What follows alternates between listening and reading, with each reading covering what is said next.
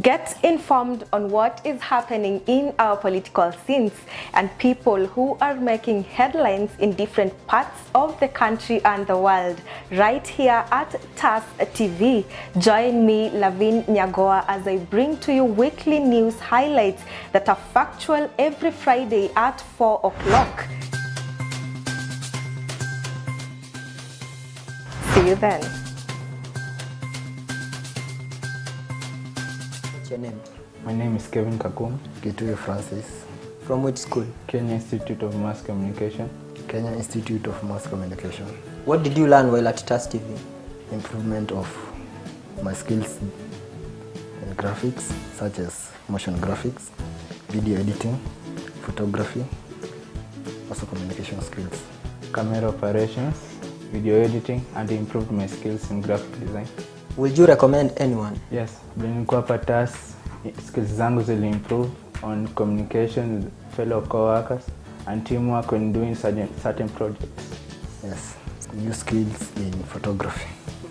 Communication, I have built more in communications through interaction with other colleagues or people outside there. On a scale of 1 to 10, how would you rate your attachment at TAS TV? 7. 8. Generally, what will you say about TAS TV? Wow, it's amazing being here. I think it's the best place to be. Yeah.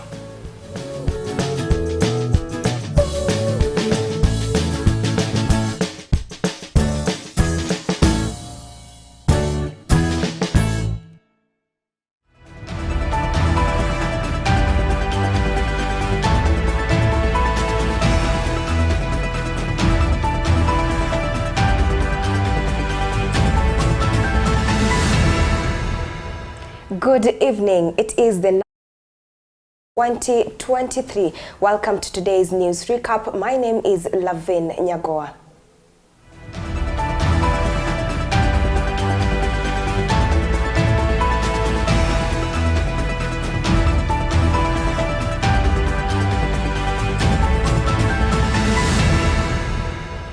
Let me take you through the top stories this week. Starting us off, tensions are high in the Kenyan government as President William Ruto has fired Public Health PS Dr. Josephine Mburu and suspended the entire board of the Kenya Medical Supplies Authority, including the Chief Executive Officer Terry Ramadhani, amid a multi-billion shilling scandal. The controversy surrounds a botched 3.7 billion tender for the supply of treated mosquito nets for low-income households. It is feared that due to this mishandling of the procurement process, Kenya risks losing 3.7 billion worth of anti-malaria nets from the Global Fund. Our very own Josephine with more details.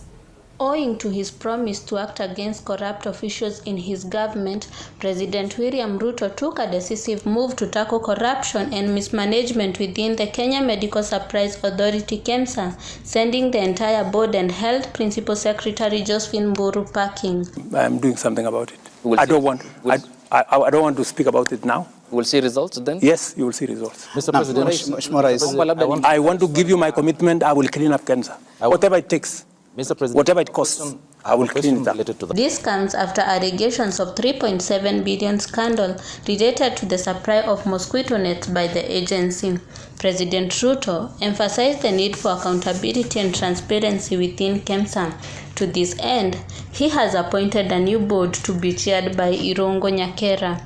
Health Cabinet Secretary Susan Nahumicha said she is determined to oversee change in the scandal-ridden organization. To have their first meeting today as board members so that they draw a roadmap of how we get out of the many issues that have affected this institution. So once we have the roadmap, we shall let Kenyans know. And I have said previously at the ministry that I want to open up the walls of Ministry of Health. The walls of KEMSA must be opened up. We must know what happens inside here. As investigations into the alleged KEMSA scandal continue, the government has pledged to implement reforms to prevent corruption cases in the Kenya Medical Supplies Authority. Reporting for TAS TV, I am Josephine Nganga. Away from the KEMSA scandal, the Institute of Human Resource Management, IHRM, has urged the government to put in place effective measures to avoid job losses amid the current economic challenges. The stakeholders called on the state to implement rapid and targeted measures to protect jobs, particularly those of vulnerable workers. In addition, they urged the government to review existing employment policies to ensure that workers and businesses are safeguarded from the effects of economic downturn. They went on to encourage the government to work closely with all sectors affected by tough economic times and set up a task force to monitor the impact of the economic downturn on employment and develop strategies to protect vulnerable workers. No one will succeed alone, not government nor enterprise. We'll all have to work together for the success of our organizations and the nation at large. In conclusion, the IHRM, recognizing the challenging economic times facing the country and the need for effective management of employees during this period, we urge the government of Kenya and all employers to prioritize the welfare of its members, implement fair and transparent cost-cutting measures, leverage on technology and communicate openly with employees. These measures will help reduce employee anxiety and uncertainty successful due to the collaboration between the Institute of Human Resource and our line ministry, that is the Minister of Public Service, through the leadership of CS Madam Aisha Juma, and is heavily represented by the PS Public Service. IHRM is working closely with the sectors to ensure we have productivity, and this will also be able to increase efficiency and effectiveness in our workplaces. In that particular line, we are also cautioning and advising our the sectors which we are collaborating with to ensure that we know we have tough economic times, but this should not lead to job losses. So therefore, moving forward, we are also talking to our members because they are also managing key functions in the various organizations, that there must be a process. I think the one thing that we've acknowledged, all of us, is, as the chair said, collaboration. And as the PS has also said, is how we can partner together, especially to build the skill of the professionals. And while we talk of building capabilities, we're also looking at potential areas of synergy, working together. And what we are finding also is when we come together, we're also driving productivity in both public and private sector. And that is the greatest thing, that we can't afford to say public works away from private sector. And I think that's a collaboration that we're bringing together. So for the next few days, we are looking at how we build the capability of HR professionals. And that for me is what is critical, in line with the act that was enacted in 2012. The government has embarked on transformative programs to improve the living conditions of women inmates nursing their babies in prison. Correctional Service PS Mary Mudhoni said on Monday the programs will go a long way in addressing infrastructural needs, psychological support and moral welfare for both mothers and their babies. We do not have kids in Kirinyaga, a women prison in Kirinyaga. We have one in Embu, we have one in Nyeri, and we have others across the country. But I've just mentioned the ones that are in this region. The children in prison, first and foremost, we are fast-tracking, the judiciary is fast-tracking the cases of women who are petty offenders to ensure that the children who are very young, the children who are in prison are below 2 years. Therefore, if we can get them out of prison, the very best. Currently, we have about 300 children across the country. So ensuring that their mothers, if they have petty offenses, they can go away. Secondly, we are working very hard to ensure that the mothers, the facilities are catering for the mothers who are in prison in a better way. There are those mothers who are still lactating. We have children even of 1 year, 2 years, and others even 1 day. Therefore, we have mothers who are lactating in our prisons, and it would be good to have them separately, away from the other the other inmates, to avoid contamination of diseases, and equally picking of mannerism from the other inmates. We would also want to see that the children are having better and modern daycare centers. A daycare center is where the children, while their mothers are going through counseling, while their mothers are going through vocational training, then the children could be in one area under the care of a matron who is taking care of them, feeding them, and ensuring them that they are in good shape and they are in a secure place. So improving of our daycare centers is our priority, and ensuring that lactating mothers have a special place where they can breastfeed their children, and they equally are sleeping in a separate place. That's why we are enhancing and we are pushing for the 1 prisoner, 1 bed, 1 mattress, 1 baby, 1 cot, because we also do not want them to sleep with the older.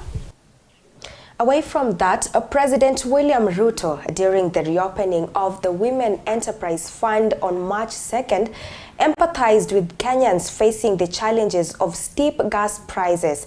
He assured the nation of swift action to stabilize prices and elevate the burden on consumers, raising hopes for a resolution to the gas crisis by June 2023. However, in a recent interview on May 14th, President Ruto's statement seemed to contradict his earlier promises, citing delays in budget approval and suggesting that implementing gas price measures in June will not be possible. Our reporter Ian Masharia has more. President Ruto on 2nd of March 2023, during the reopening of Women Enterprise Fund, addressed the nation, acknowledging the challenges faced by Kenyans due to soaring liquid petroleum gas prices. He promised swift action, assuring the public that his government would implement measures to stabilize the prices and ease the burden on consumers. This speech was received positively, generating hope for resolution to the gas prices, which would be implemented on June 2023. Na ndio tumesema kuanzia mwezi wa 6 nitafanya mambo kadhaa. Number 1, nimesema tunaondoa ushuru kwa mambo ya gas. Ile 8%.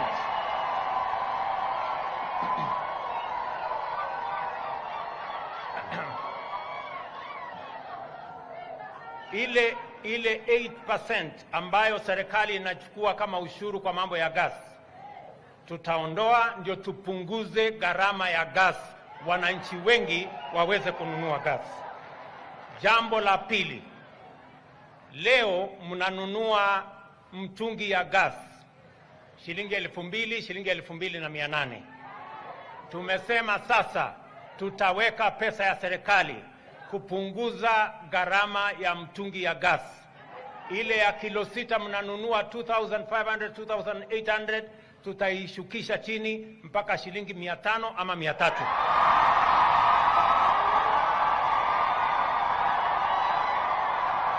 On May 14th, President Ruto granted an interview with Joint Media where he discussed various topics, including the LPG prices.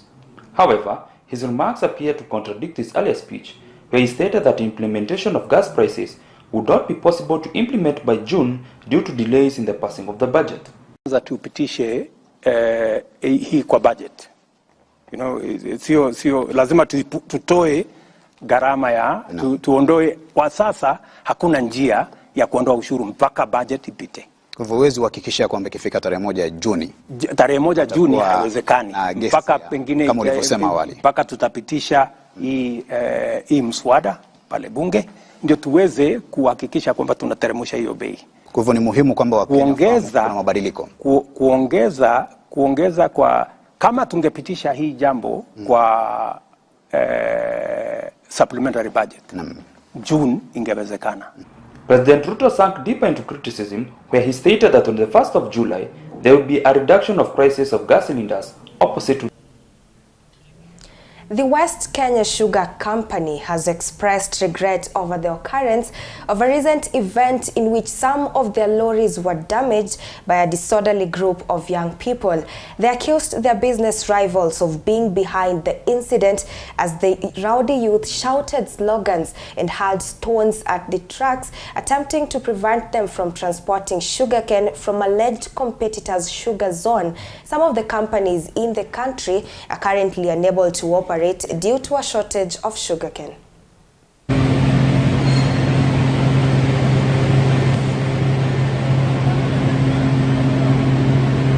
Our trucks ferrying sugarcane from Busia and Halaba were attacked at Ekame in Mumias by some rowdy youth who were chanting pro-Mumias Sugar Company songs. We are happy to announce that none of our drivers was hurt, stone-shattered truck windscreens notwithstanding. The motive of the attackers appeared clear: to destroy the trucks and even set them ablaze. They later rushed away from the scene of attack, some on foot, while others on motorbikes. In view of what transpired, and in fear of losing our trucks and lives of our drivers, because of this unprovoked, barbaric behavior by hired, vulnerable youth, we have been forced to park our trucks in our outstations until we are assured by security agents about safety of our fleet that particularly passes through Mumias to evacuate sugarcane to West Kenya Sugar Company. When you look at it, it's turning out to be an ugly confrontation. And at the end of the day, we, the farmers, are going to suffer, and we are already suffering because our cane is now going to dry on the farms, and in so doing, the losses are ours. I'm informed also the president will be coming to Bungoma, I think next week, to commission certain roads and also to make sure that Nzoia Sugar Company is back on its feet. Our demand and request is, as he comes, let him come with an investor, because he promised to bring us an investor. And when that investor comes, he will bring competition, and this competition will be healthy for the farmers, because each one of them will be wooing the farmer, and we, the farmers, will be able to get it right. I'm really saddened that corporates can degenerate into such a low moment where they now go for each other's jugular. Well, that story brings us to the end of the first part of today's news recap. Remember, we still have more for you, so see you after the break.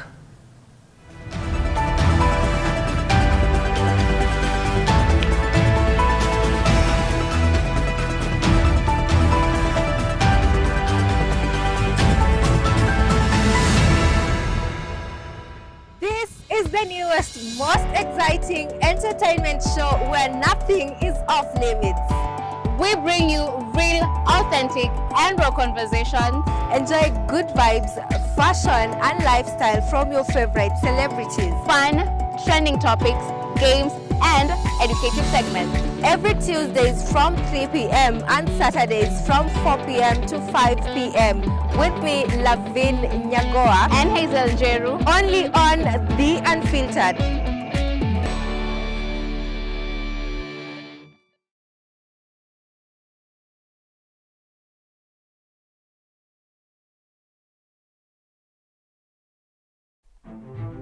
Welcome to TAS Media Institute, the home of undiscovered talents. You will be trained by professionals who have a passion in what they do. Do not be left behind. Enroll now and become a pioneer of TAS Media Institute.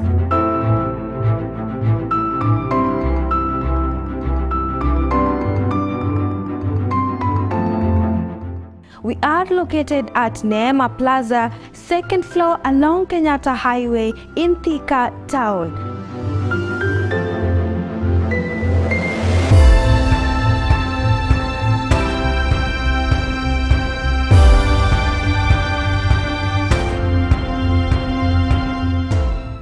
Life can sometimes take unexpected turns, and this family's story is no exception. When a gas explosion completely changed the course of their living, Mr. Joseph Lual and his family have been forced to face unimaginable hardships. But even in this phase of adversity, they have managed to persevere with so much resilience. And as the saying goes, adversity introduces you to yourself. Let's get the story of Mr. Joseph and his family.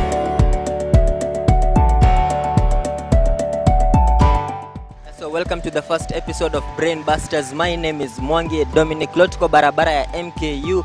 Tunauliza maswali tatanishi.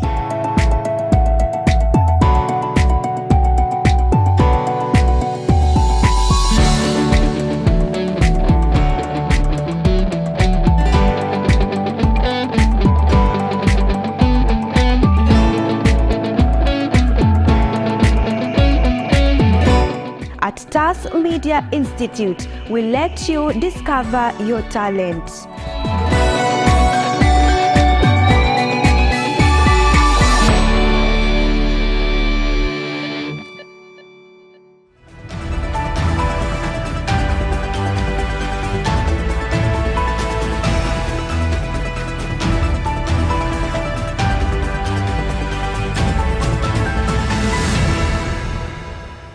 Welcome back. Thank you so much for choosing TAS TV.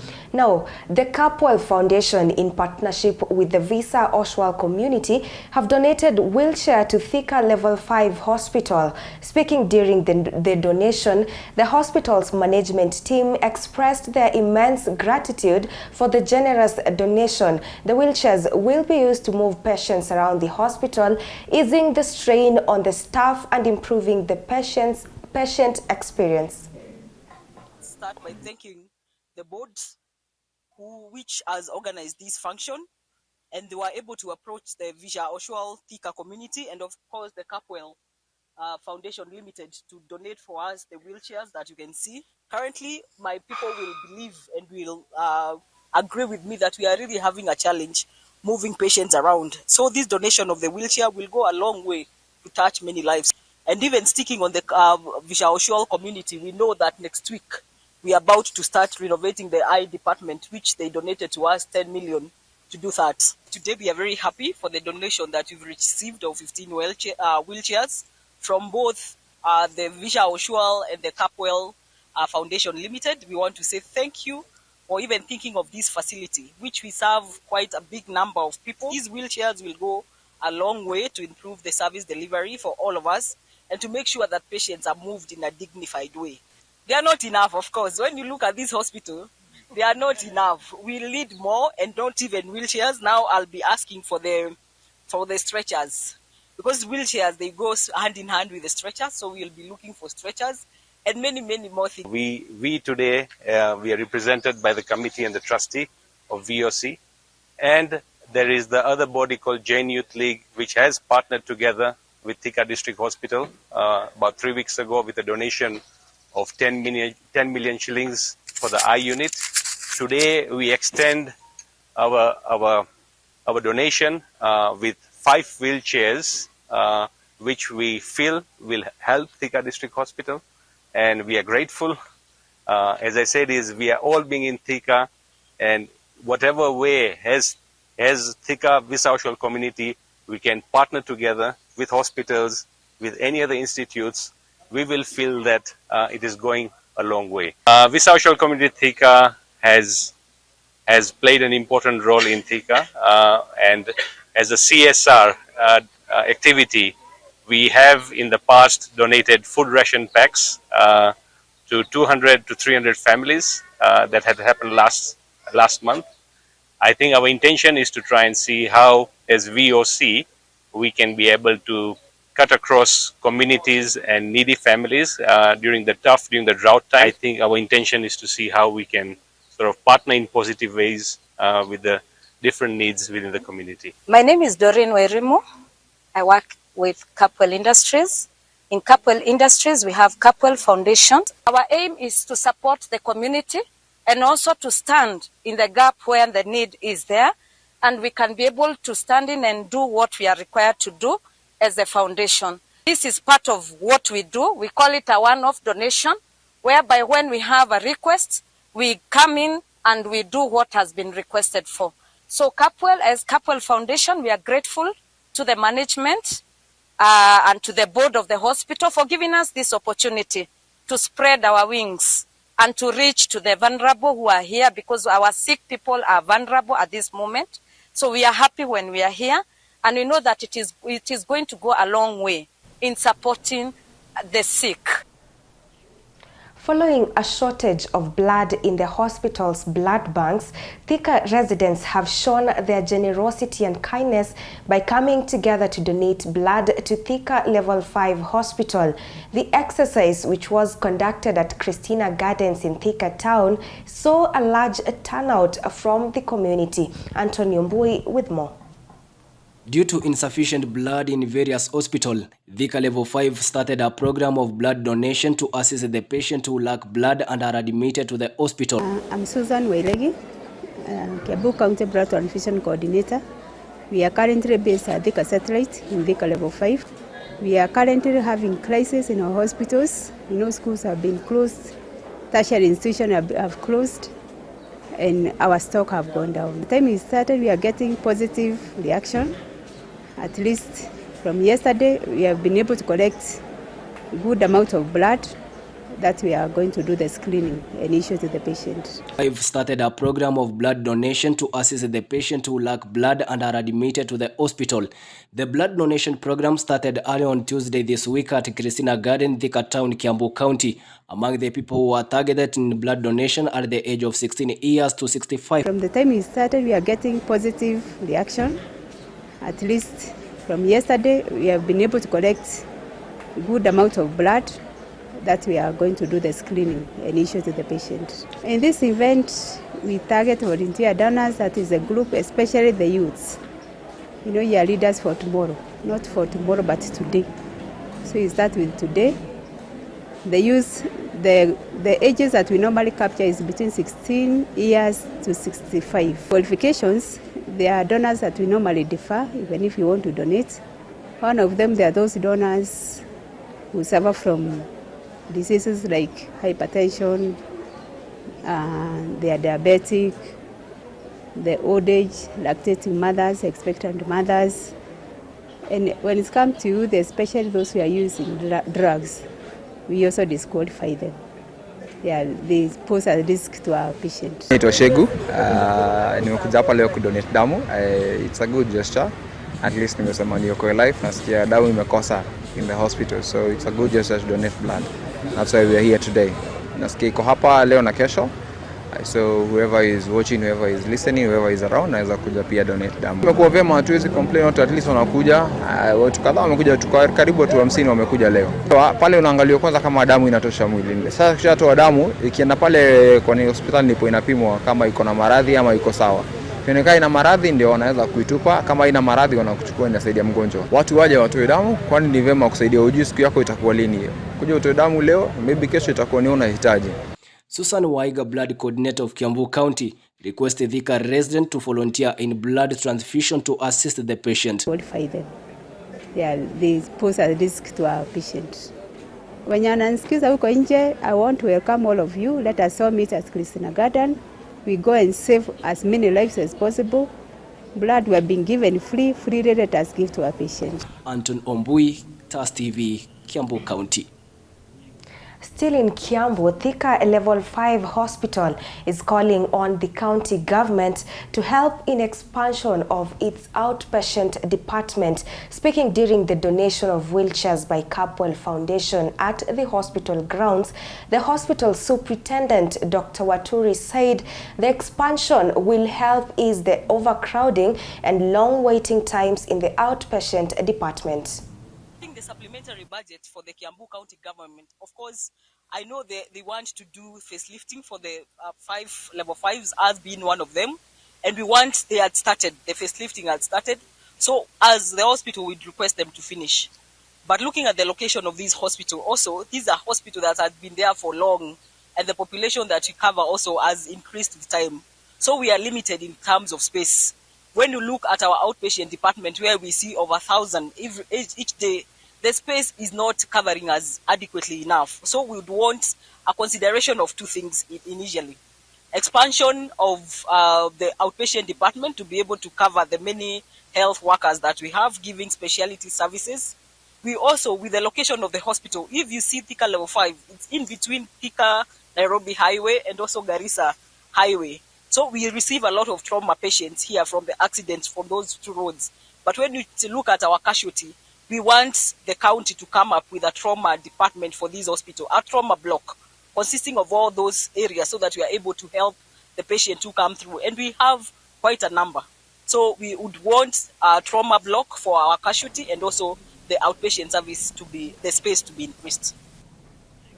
Crossing over now to the sports world, in the UEFA semi-finals, top performance by Bernardo Silva ensured that Manchester City got their revenge on Real Madrid by scoring a brace as they edged out Real Madrid in a one-sided affair to book a place in the finals against Inter Milan in Istanbul. Christine with more details. The Etihad Stadium in Manchester was a spectacle to behold as Manchester City beat Real Madrid in the UEFA Champions League. The team put on incredible display with a goal from Silva in the 23rd and 37th minute, a catch in the 76th minute, and advance in the 91st minute, sealing a 4-0 victory for Manchester City.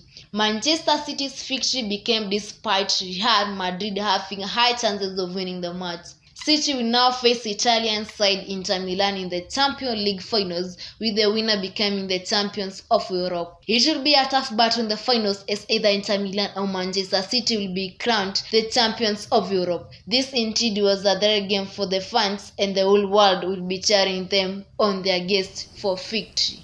Reporting for TAS TV, I'm Christine Musioka. Well, it's now that time that we laugh our hearts out because too much work without rest makes us all dull. It's that time that we bring to you Brain Busters by our very own Anthony Ombui Ogechi.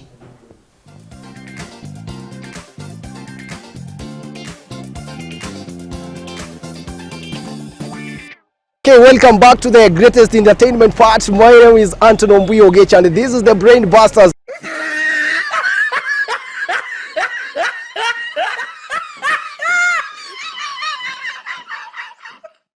Leo ni Alhamisi TBT. Labda TBT ni full iwe na maanisha nini? Hey y'all, come look at this. Throwback. That's sijui. TBT labda iwe na maanisha nini? Throwback. Throwback hapo ingine sijui. TBT wana maanisha nini? Mambo ya zamani, mambo ya nyuma. Sasa ni full, ni painful. Throwback sijui. Kuna huyu nyoka anaitwa chatu. Kwa kizungu anaitwaje? It's about to go down. Nyoka. Huyu anaitwa chatu kwa Kiswahili. Kwa kizungu anaitwaje? Snake. Huyu nyoka anaitwa chatu. Kwa kizungu anaitwaje? Kwa kizungu anaitwa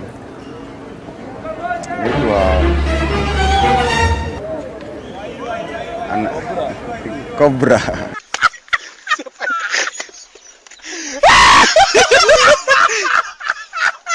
Kuna huyu nyoka anaitwa chatu. Labda kwa kizungu anaitwaje? Crocodile. Crocodile. Hivi tena? Crocodile. Wait a minute. Who are you? Kuna huyu nyoka anaitwa chatu. Labda kwa kizungu anaitwaje? Chatu. Hey y'all, come look at this. Wewe niambie. Kobe na kupe tofauti ni gani? Tofauti ni kupe. Kuna kupe inazika ng'ombe. Na kuna kope hii ya maji.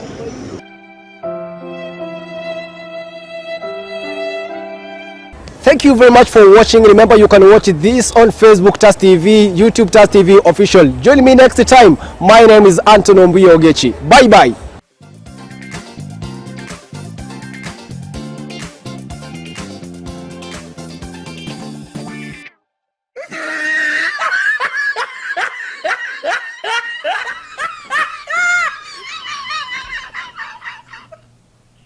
Well, Brain Busters marks the end of today's news recap. Let's meet same time, same place next week. God bless you. My name is LAVIN NYAGOWA.